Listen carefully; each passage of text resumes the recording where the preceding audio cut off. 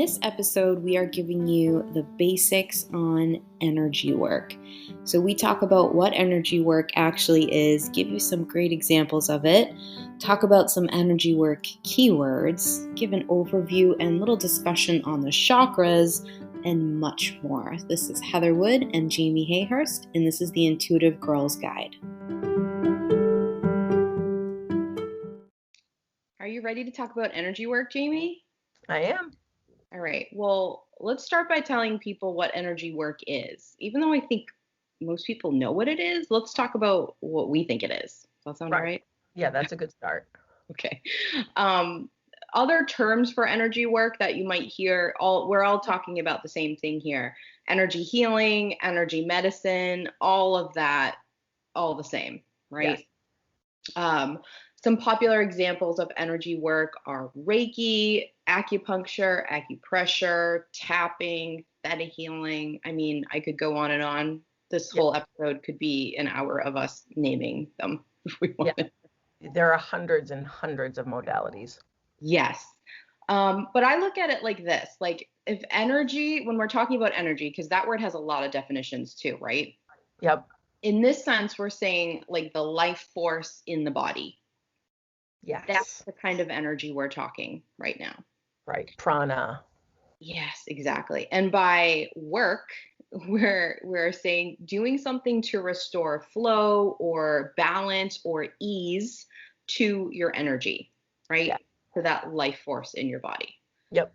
How do you feel about that about that definition? That's perfect. I think I think it's one of those things that people don't ever actually define, and you just sort of hear it and then decipher it as you go. And I think that that's really on target. Okay, awesome. Yeah, I think there's a lot of stuff in the alternative healing world that does not get like actually defined. So I think it's important to do that. Yeah. So energy work is actually becoming a lot more accepted, which is very exciting. Yes. Very exciting. But it is still kind of considered like alternative, or I hate this word, but pseudoscience. Like there is still that connotation to the idea of doing energy work. Like sometimes even saying like, oh, I'm going to go do Reiki or get acupuncture or something still gets the eye roll, right? Absolutely. And we mentioned in episode 5 when we were talking about the clairs how science is totally on board in accepting that we have an energy field, that energy field can be altered and affected, and that it easily is. But for some reason, we're still stopping at the idea that, we as humans can help sort of heal and restore each other's energy fields. We're still battling with that element of it for some reason. Right. It feels like they accept that it exists and that it's measurable to a certain degree, but that humans don't have any power or control over it, or there's no way for humans to affect it.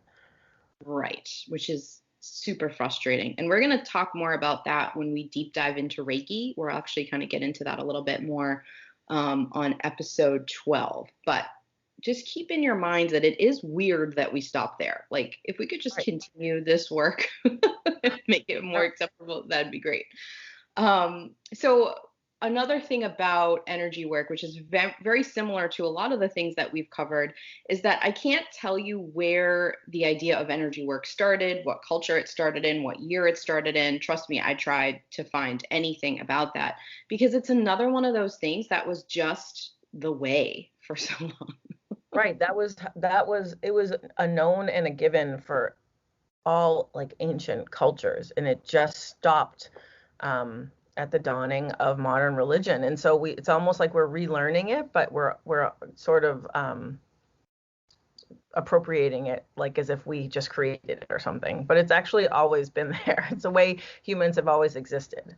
Exactly. So just a few other terms, and you mentioned this one before. So prana is that energy life force in the body. That is the Sanskrit word for that. Mm-hmm. Chi is the Chinese word for that. Ki is the Japanese word for that. And in Egypt, they had this thing called a sekhem, which was an ancient healer. And these are all terms that have been around, like the earliest findings we have of writings or stories being passed down include this language. Right. So always been there. It's kind of reminds me of astrology in that way that like even though there was really no way of communicating through different cultures who are far away, like everyone sort of had their version of it. Like Right. it's that same sort of thing. Right, exactly. Now that we have the information and the history and the technology to track it, they all have different names, but it's all the same thing. Exactly. So the idea of doing energy work, why people want to get energy work or do energy work is that the idea that you can tap into and heal that energy force in your body. And by heal, I don't mean like you are inherently broken or there's something that's like really far off. Not so much a Western medicine way of thinking of healing, Right. more like restore it to that place of ease. You know, the term dis-ease is just that your energy and parts of your body are out of that flow and that ease, right? Right. I Energy work exists it should be used to maintain balance in your system, in your energetic body. But if you aren't maintaining it and there is imbalance or dis-ease, which then manifests as disease, you can use energy work to bring balance back to the system, but it can actually be used like as a preventative measure. Yes. Oh my gosh, that's such an amazing point because again, we have this sort of Western medicine mindset of when there's a problem, you go to a doctor. And I'm not bashing Western medicine. In fact, we have a whole episode dedicated to how these two modalities need to work together, right? But it is sort of this kind of mindset of like wait till there's a problem instead of maintaining in a way that feels good to you. Exactly. Yeah. That's what they differ, is that Western medicine is reactive or responsive to problems. And yes, and those problems have, once they manifest into like a physical issue, you've probably been experiencing something quote unquote off for a little while, right? Yes, definitely. Yeah. So one thing that I like is that there's this sort of theory, and I really like it. I think I can get on board with this, but I want to know what you think.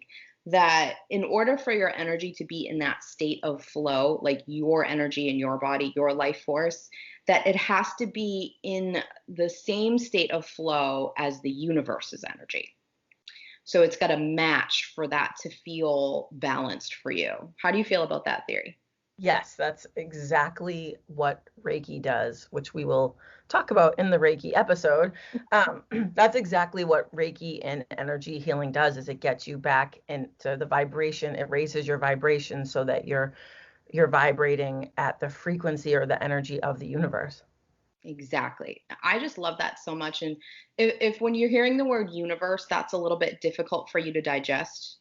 Some people, that's not a familiar word to them. You and I throw that word around a lot. You could even just say nature. You Yeah. know what I mean? Like in line with nature, because nature is a part of the universe. It's a part of our immediate universe. So that might be easier. But, even things with making sure your body's in a state of flow with like the seasons and the wheel of the year and all of that kind of stuff. Just that is energy work. It doesn't have to be going to a practitioner. Just being, how can I feel aligned with what's going on is energy work, right? Absolutely. Absolutely. So I love the definition of the word health, and I wanna tell it to you. And this isn't like the holistic version of this word. It's like literally what this word means. So Okay. health is an old English word for whole, WHOLE. And Whoa. I know, I really, really love that because I feel like this might be a little soapboxy, so prepare yourselves. Um, I feel like our culture has gotten into this idea that we physically, emotionally, and mentally, spiritually as well, are not whole. That we're somehow lesser or missing something on our own. Even just the Right. idea of like finding your better half, as if you're only half of a person. I mean, that's what this capitalism thrives on, people feeling like they're not whole. Like you have to get the right skin, the right body shape, the right partner. Everything implies to you that you're not complete and you're not whole.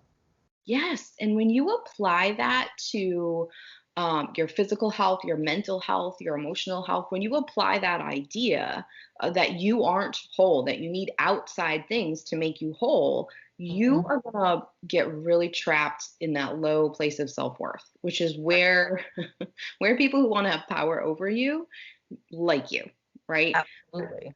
If you come instead from the idea, which this is certainly a more holistic kind of look at stuff, but when you come from the idea that you are whole and that if you have an issue or something going on, again, not just physical, mental, spiritual, emotional, all of it, if you have an issue going on, the idea is to find something to help restore yourself back to whole, not Right. to go, oh, now I can't do this, or now I'm missing this, or now I'm lesser because of this, or identifying with maybe a disease or something like that becomes who you are, right? Yes. Yeah. Yes. So yeah, that's my soapbox moment for that. But I think it's important to look at that and to go, oh yeah, like I should be, and I hate to use should, but I should be looking at my own health as a way of how do I make myself feel whole all the time. And I just think that's so much better. Right. And I think that we're taught that we should fix things in us. Right. And I think that it might sound like there's not a big difference between fix and balance, but there actually is a big difference because when there's an imbalance, it just means that something needs to be shifted and addressed. Fix is like there's a problem, there's a lack, there's something that has to be added into you, like maybe a medicine or a human being or something like that, that's going to add into who you are. When you talk about balancing yourself, balancing your energy, that's a totally different vibration that you're calling in. Exactly, exactly. I think it just feeds into so many issues with self-worth. Right. And a word or a change in phrase can shift your entire mindset, and it's incredibly powerful. So don't shortchange the idea of shifting a word from fixed to balance. That will have a huge effect on you. Right. Absolutely. Yeah. All right. I'm going to give you some energy work keywords, Jay. Okay. Um, I want you to tell me kind of what you associate with these words. I'll say the actual definition, but then you tell me kind of your thoughts. Okay. Okay. So the first one is chakras, which are spinning wheels of energy. That's the definition. What do you got for your thoughts on the chakras, Jay? Yeah, I mean, that's essentially all I work with when I do Reiki work is balancing chakras. And everyone has them, and they're really the key to managing how the energy is operating in your body. Absolutely, absolutely. I love me some chakra work. In fact, Hmm. I'm so familiar with my chakras that before I even come to you for Reiki, I'm pretty sure I know which they're going to need your assistance. I bet you do. There's some patterns going on with the Well, chakras. exactly. Right, Yeah. exactly. Exactly. Okay. So meridians are the next one. So these are the channels of energy in your body. Not quite as popular and known as the chakras, but what do you associate with the meridians, or what do you think about those? Yeah, so the meridians are just sort of like the communication lines that the chakras use to send energy and receive energy and take in information. Those go all throughout your bodies from the chakras, which are in the middle of your body. They line your body. The meridians sort of do the legwork of going out and communicating. Yep, exactly. Awesome. All right, and one more. Aura. This is a word that gets thrown around a lot, and I think sometimes by people who don't actually know what it means. Mhm. So this is simply just the human energy field. That's all an aura is. We associate an aura with like colors and things like that. Not everybody sees colors in an aura. So if you are sensing an energy field, we talked in the clairs, like if clairvoyance, clear seeing is not one of your main intuitive skills, you might look at someone like someone else is reading their aura and they're like, oh, it's these colors. And you're like, I don't see that. That doesn't mean you're not seeing the aura, right? You may Right. be feeling something from their energy field. Like that's what an aura is. And in science, they refer to it as the bioplasmic body. All Yeah. means the same thing. Right. And you're describing me. I mean, I live with someone who can see auras in different colors and can get a read on people based on the color of their aura, the pattern, the texture of their aura. And I'm over here like, what? It does but like you said, it doesn't mean that I'm not in touch with that. It's just that my senses read those things in a different way. And like you said, it's just the energetic body that goes out a little bit outside of the human skin. And there is now science to back it up, but we all have it. We all exist inside of that energy.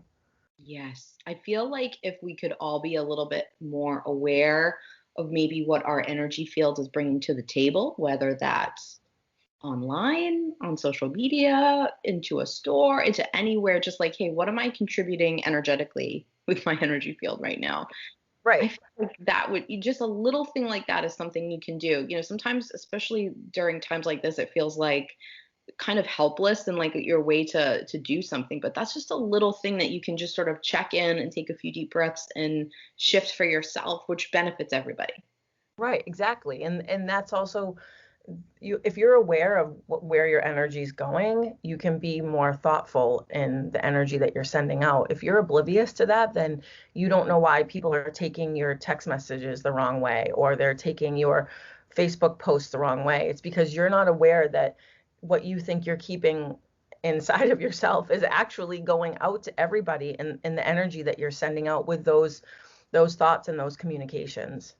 Exactly. And we talk a lot about empathic people. You and I are very empathic. A lot of the people that we work to or who would be drawn to this podcast are empathic. But Mhm. just to be clear, everybody, even if you don't consciously pick up anything from somebody's energy field, you are affected. Like we can Right. actually prove this scientifically. A Yeah. few things that we can, whatever the sort of strongest energy is, will draw everything to it. Yeah.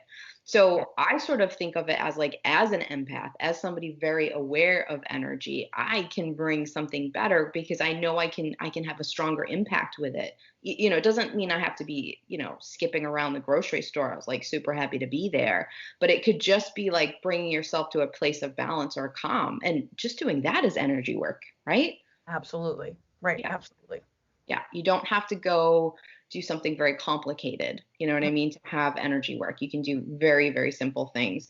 In fact, one of my favorite little things to do, and I just recently learned about this, is if you take like just the palm of your hand and you take your thumb and you just gently push in the center of the palm of your hand, and you can do it on each hand. You just do this little almost like reset to your energetic field. So if you want to try it, people listening, like, go ahead and do it. No one's can notice that you're doing it, I mean, unless maybe like fellow listeners of this podcast are like, I Right. just saw you do the thing.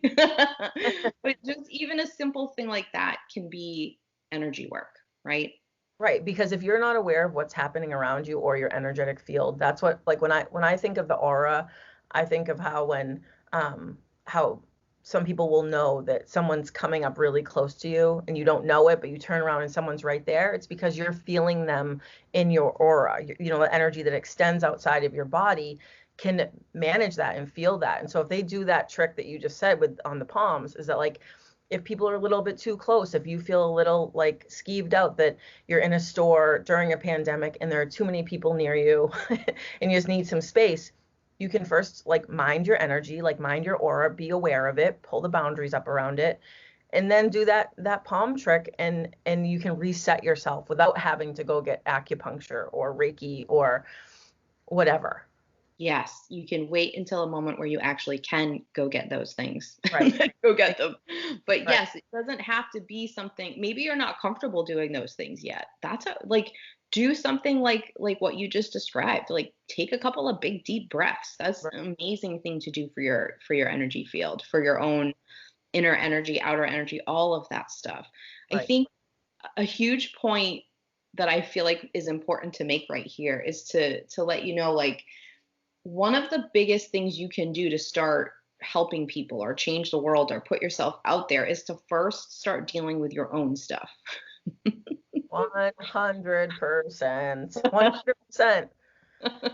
Like, if you, and listen, you don't have to master your own stuff. I don't think No. that's possible to master your own stuff. Just be working on your own stuff. Be conscious of your own stuff. It's a ride. It's a roller coaster ride. You're gonna be on for a while. So Right, but the amount of awareness that comes when you do that, once you are aware, you can then extend that to other people because yeah. then you're aware of how it operates with you, and then you can see how it affects other people in their own bodies.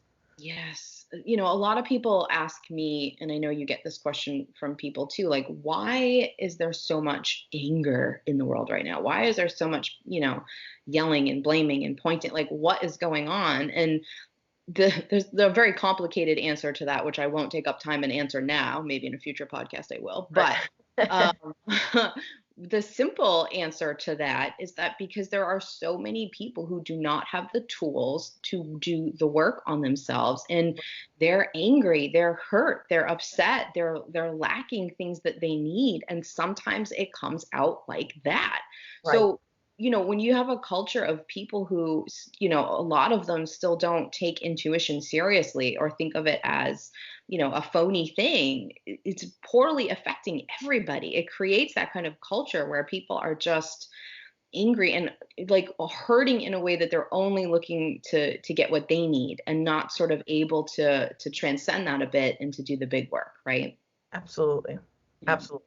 That could be a whole entire podcast. Yeah, I was just going to say I might need to be reeled back in here, but yeah. In other words, doing energy work, don't discount how important it is and the effect that it has. Like it's that whole ripple thing, right? Like doing something for yourself puts you in a better energetic state, better mood, better energy. You go out and you spread that around, right? So it's so where even if you're not actively trying to do anything else but that, you're having a positive impact. Absolutely. All right. We'll be right back after this short break. Okay.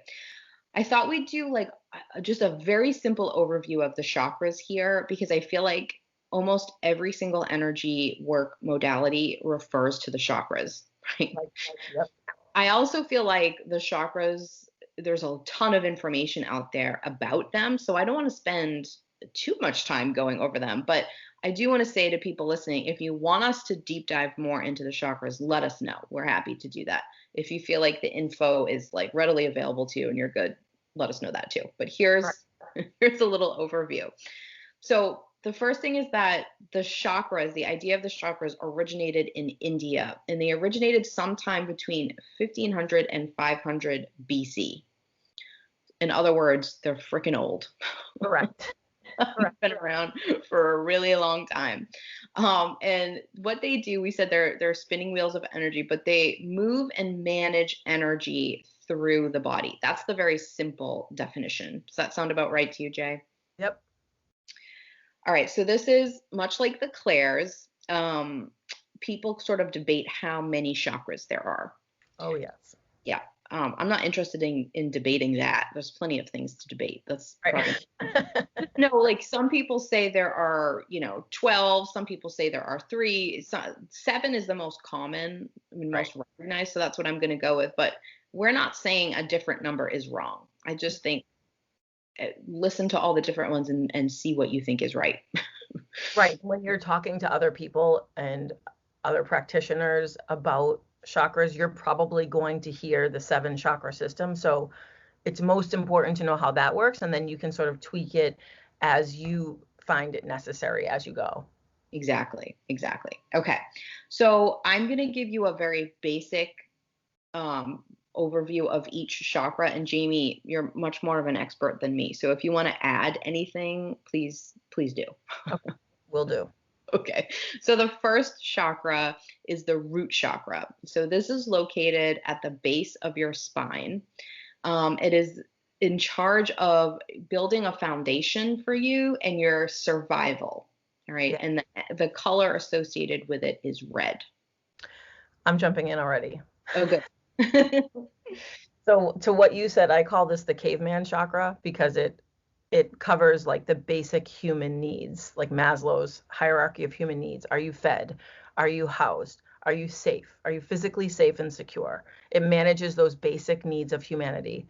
And that is why I've now started calling the root the corona chakra, because when there's a global pandemic that's going around and this virus that no one knows about and people are dying and people are scared, that's what I've been seeing the most in clients lately is I would literally say 8.5 to 9 out of 10 people have an imbalanced root when I work with them. And I think, and I'd like you to weigh in more on this. I think that that's not super common for that to be the main issue for people is the root chakra, right?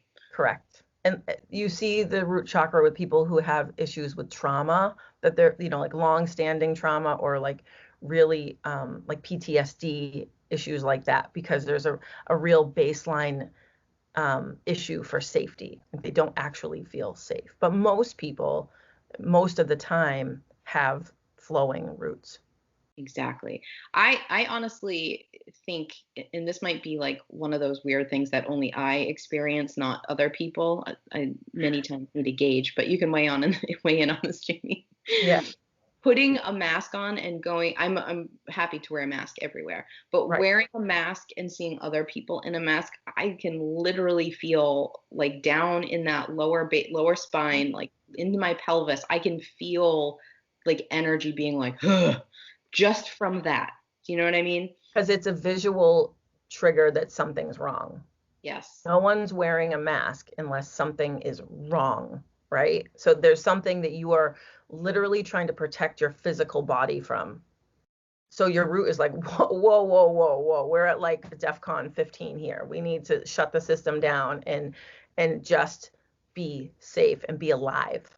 Yes. And this can clunk up so much in your body. This can, I hear so many people, and I know we'll probably keep talking about this as we go through the chakras, but I hear so many people talking about all of a sudden having digestive issues or hormone issues or skin issues. And this extra stress coming in and your chakras not being used to dealing with stuff like this, or at least at this level, is having a giant impact on your whole entire system.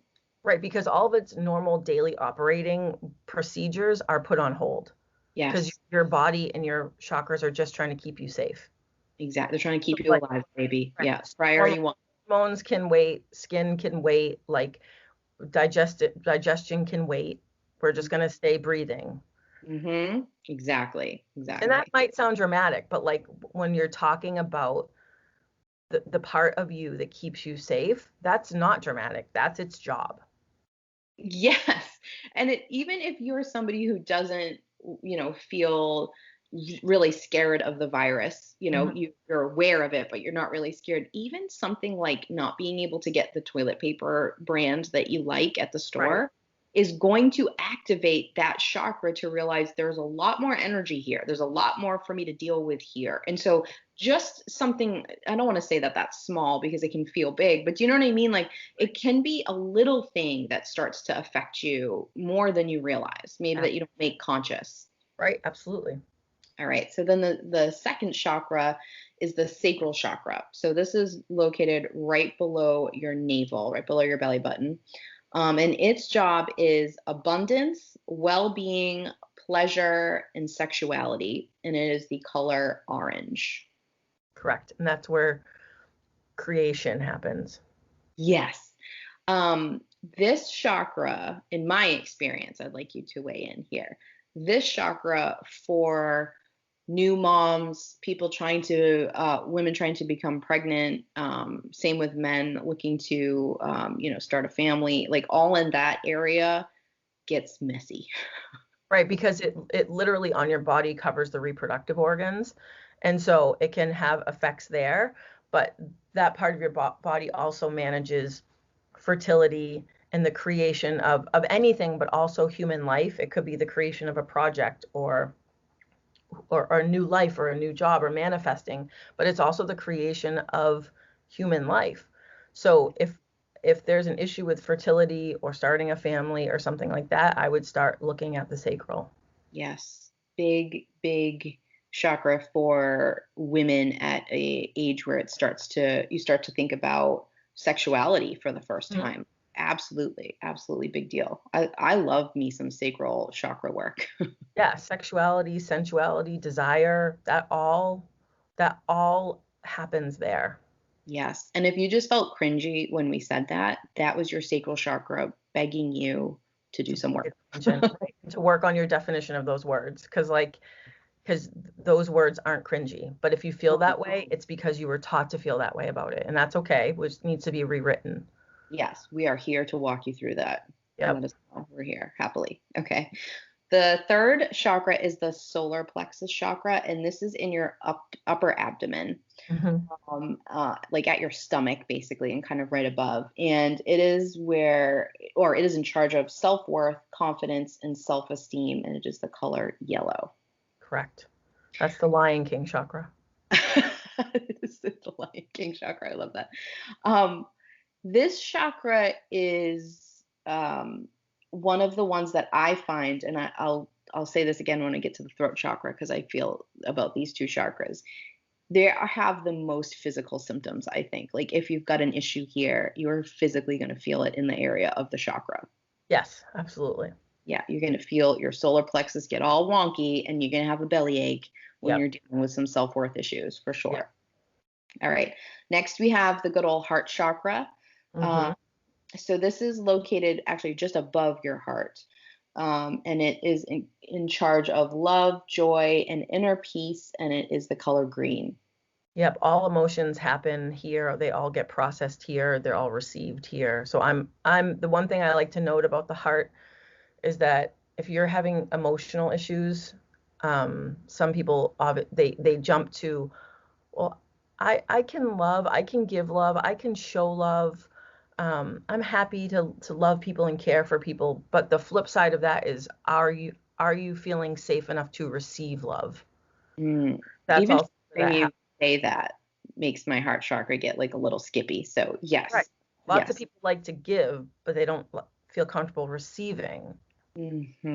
Receiving love for a lot of people feels unsafe, and I would go even further to say a lot of empaths feel very comfortable giving love, Yeah. and like you said, very unsafe receiving. If that's the Right. case, your heart chakra is going to need some attention. Yep. Okay, the good old throat chakra. This is my forever problem chakra. Sure is. Oh man. Okay, so this is at your throat, also your mouth, your jaw, all of this is in the throat chakra area. And it is in charge of communication, self expression, and sharing your truth. And it is the color blue. Yes. And this I like to bring to people's attention that this is where the sacral and the throat meet, because the sacral is about creating and the throat is about expressing that creation through creativity. Yes. Oh, that's such a good one. I think anybody who's ever or has a similar story to me, and I think that you can relate to this too, Jamie, of growing up feeling like you were different or weird or like who you were wasn't safe to express. I think no matter how much work you do here, your throat chakra sort of always gets a little clunky. This is the area that I go to first when I go to energy work. I'm like, yeah, it's the throat chakra. I Right. lose my voice all the time. Well, right. And I was just going to say it's something as simple as having to clear your throat. If you're saying something and you have to clear your throat, or you all of a sudden get like a little coughing fit, or you feel like your throat's constricting a little bit, most people will be like, oh, I just need a sip of water, or pollen must be bad today. But really, your body's signaling like, we feel a little nervous saying this, or this is something that's a trigger for us and we need to pay attention. Yeah, and sometimes that can surprise you. It does me sometimes. Sometimes I'm saying something and I'm like, why is my throat chakra freaking out over this statement, right? It's worth paying attention to and leaning into. So, yeah, Right. I do a lot of work here. Right, because when that happens to you, you take that as not a sign that something's wrong, but that there's a communication that needs to happen. So you're saying, you do that in the middle of a sentence, like you're saying something, and then you've done it on this podcast, and you say, "Whoa, my throat chakra doesn't like that." And I watch you make a mental note of that so that you can look and see why your energy, why your system didn't feel comfortable with that.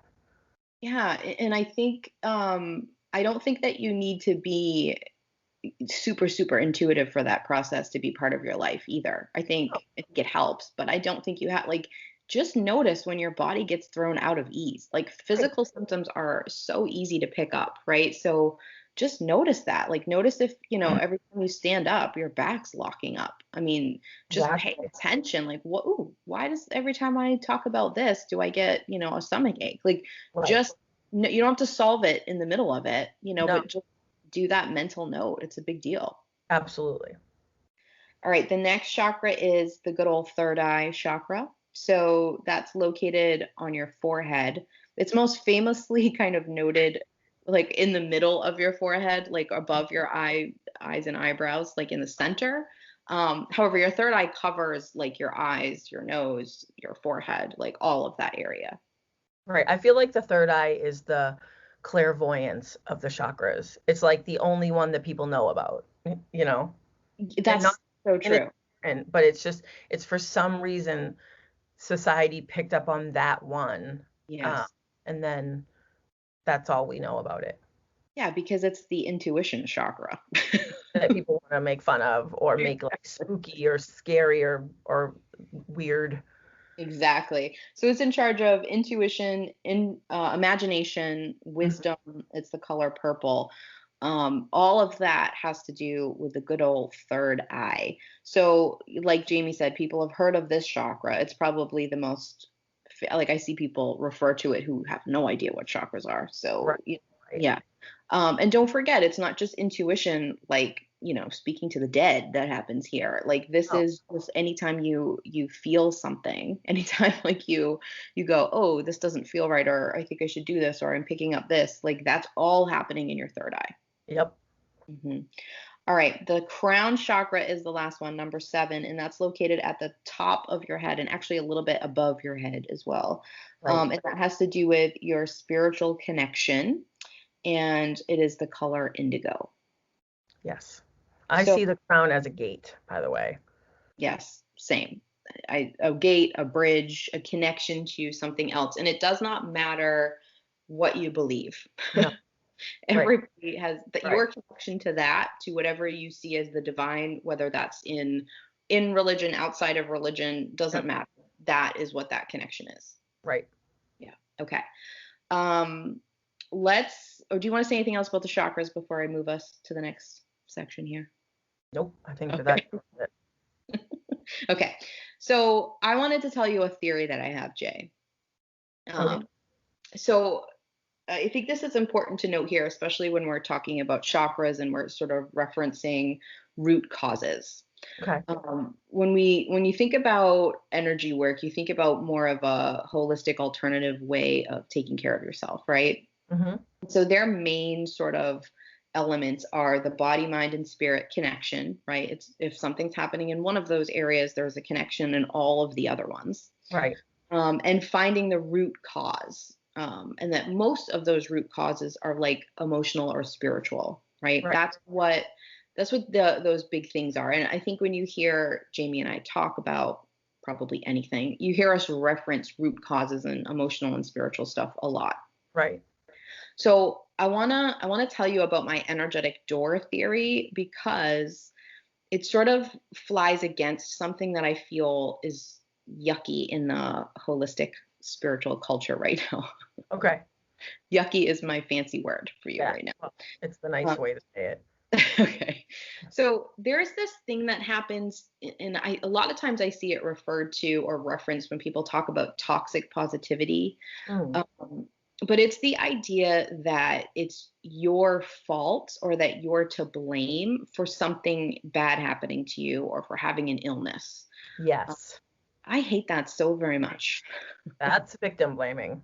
Exactly. And it's not true. It's not what we mean. And I feel the need to explain it here because I don't want it to get sort of lumped into that because there is a difference in the way of looking at this. So it is if you get sick, if you get injured, if you are dealing with a mental illness or a mental issue, if you're struggling with emotional stuff, it is not your fault and it's not because you did something wrong. Like take that out of the equation, please. Like, Right.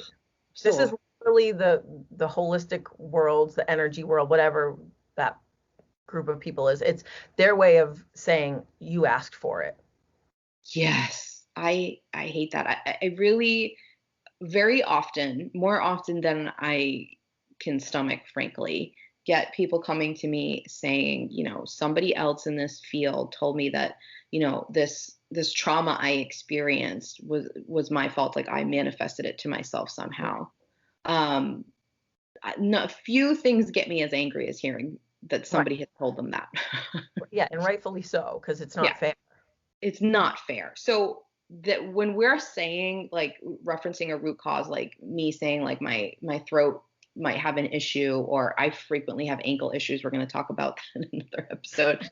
Like, it isn't because I'm saying that's my fault, like I effed up or I stink or I'm not good enough and that's why I manifested that stuff, or I didn't work hard enough on myself. Like, that's not what we're saying. So what we are saying is something that I call the energetic door theory. And I call it a theory because I came up with it. I don't have any other experts to back me up on it, maybe besides you, Jamie, which I'm pretty sure you agree with it. But so this is the idea that you didn't do anything wrong. There's nothing to blame.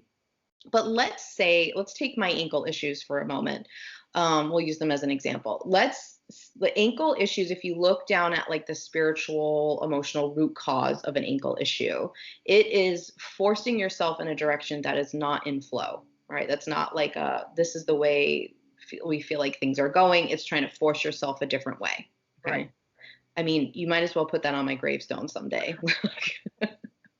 Pretty fitting. Pretty fitting. Very fitting. Okay.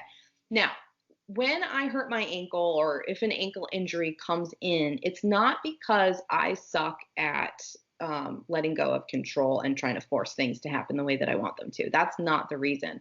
However, when you're doing something like that, when you're pulling yourself out of the flow, when you're pushing yourself in a different direction, you sort of open up this energetic door to saying, like, it's more possible I could manifest an ankle injury because of the fact that my energy is out of whack in this area. Right. Same as like if you get I was going to say the flu, but then I was like, let's not use that example. Let's say you get a stomach bug, right? Like, it isn't because you're a jerk or because you did something wrong. It's just, it could have been a germ and it affected you, but the Right. energy door got open. It doesn't mean it's definitely going to happen, but the door was open for it to happen because of these underlying causes. Does that make sense? Right. No, 100%. It's completely right. I am on board with your theory. I, as a non-expert, will back up your theory. You're an expert, please.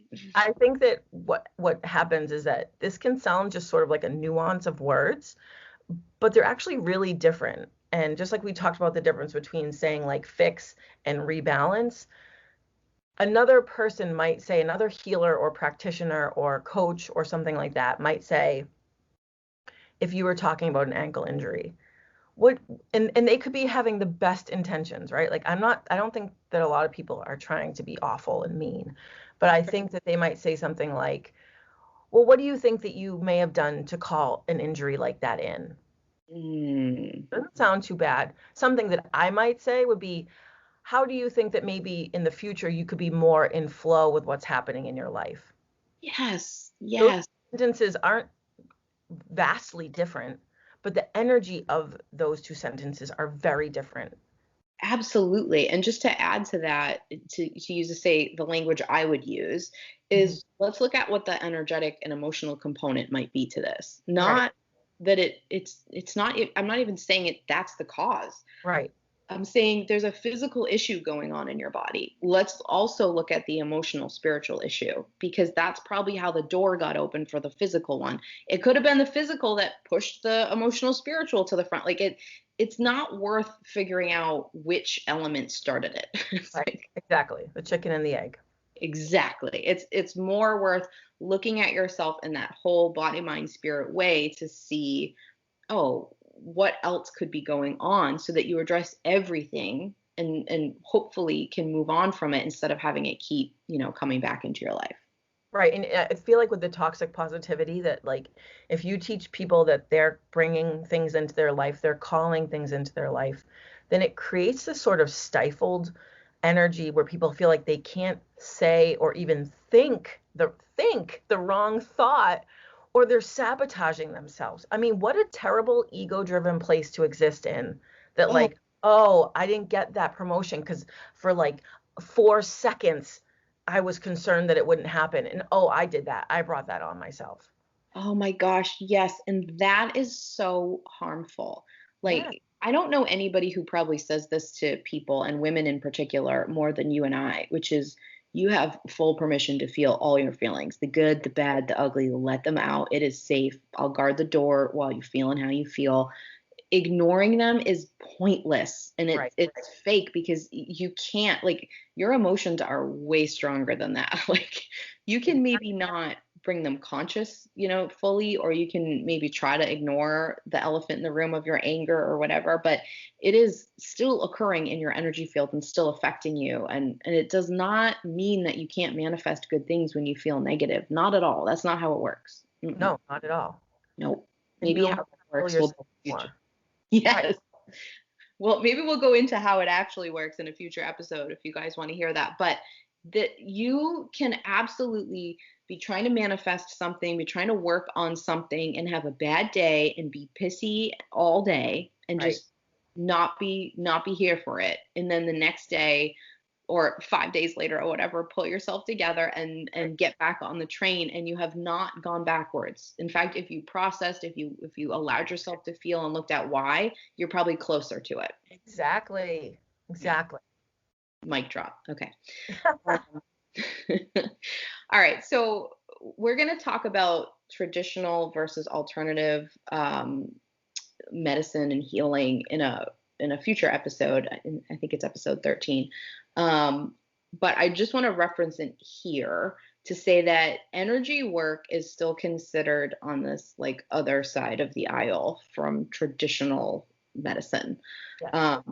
which is such a shame. I don't think that it should be traditional versus alternative. I think it should be, why don't we incorporate both? And why doesn't everyone find the balance that's right for them? Right. And it doesn't even make sense linguistically. Like, quote unquote, alternative medicine was actually first. So that should be called traditional, and traditional medicine should be called whatever, something new now. Like, it's all so, we've all just framed it to this American, like, modern culture that it's just so weird. I'm so over that. I really am. Like, when somebody says, like, getting acupuncture or getting Reiki is new age, I literally want to pull the hair out of my head, because I'm like, actually, no, it's not. Going to a doctor is new age. But this is Exactly. Right. about If you're on the again. timeline, right, exactly. Exactly.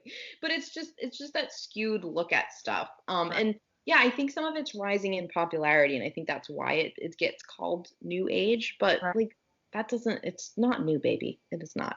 No. Um, I'm a huge cheerleader for integrative health, which Yes. combines both. That's literally a whole thing. Yes. We did not invent. I wish we did, but we didn't. So allowing yourself to take components from both traditional Western medicine and alternative holistic healing, this is what's important. And there is no one right way to do that. It is what works for me, right? Right. Yep. And I think that because society still doesn't accept intuition very well, and don't understand it very well, it's really created this conditioning where we really forget how to intuitively read signs from our body, which is what holistic and alternative healing helps you to, like, do, basically, right? Yep. So just know that that's a very natural thing for, like, you to feel something in your body and to know what that signal means. Like, I'll use headache for an example. If you have a headache, um don't just pop a Tylenol. Please pop one if you want to, but Right. don't do that. Go, Right. like, what is my body signaling me? Know that, like, you are programmed to already know what your body needs. It's just Right. that we've been conditioned to sort of forget or not pay attention to it, so we kind of have to relearn this. Absolutely. So go to an energy work person to help you reconnect with that. Right. And the headache might not even be some childhood trauma that you have to resolve. It could be that you need more water, or that you need more sleep, that you're about to get your period. Like, but just note that, because then you're more in charge of your body and more in charge of your health if you're not just like, this hurts, I'm going to make it go away. Oh my gosh. Yes, it's not always, like, the deepest of deep, rivers that you have to swim through. Right. Yeah. I was getting headaches a couple of months ago, and I was like, what is going on? And I sort of did that thing that I think a lot of us do who are into this stuff, where I dug too deep looking for the answer. Right. And the answer was that the staring at a computer screen so Yes. often was hurting my eyes. You and I both have blue light glasses on right now. Right now. I got myself some blue light glasses. I finally tuned in and found the root of it. Felt like my eyes. My eyes also felt very tired. Right. My vision kept getting blurry. So I was like, oh, so I got blue light glasses and the headache went away. It isn't always, like, oh my gosh, when I was 7, this happened. A lot of times it is, but it isn't always that. Right. There's enough of that in your life that you need to dissect and heal. Like, you don't have to make more of it. A headache can just be a headache, and you can get some glasses, and that's okay too. You're still healing yourself. Exactly. Still energy work, baby, right? Exactly. Yeah. I love it. All right. Anything else you want to add to our energy work overview here, friend? No, I think we covered a lot. Awesome. Okay, so I will have some of the stuff that we talked about in the show notes, which you can get at embodylove.me/intuitivegirls. And in our next episode, we're going to talk about why you need energy work in your life. Yep. All right, let's do it. Thanks, Jay. I'll talk to you later. All right. See ya. Bye.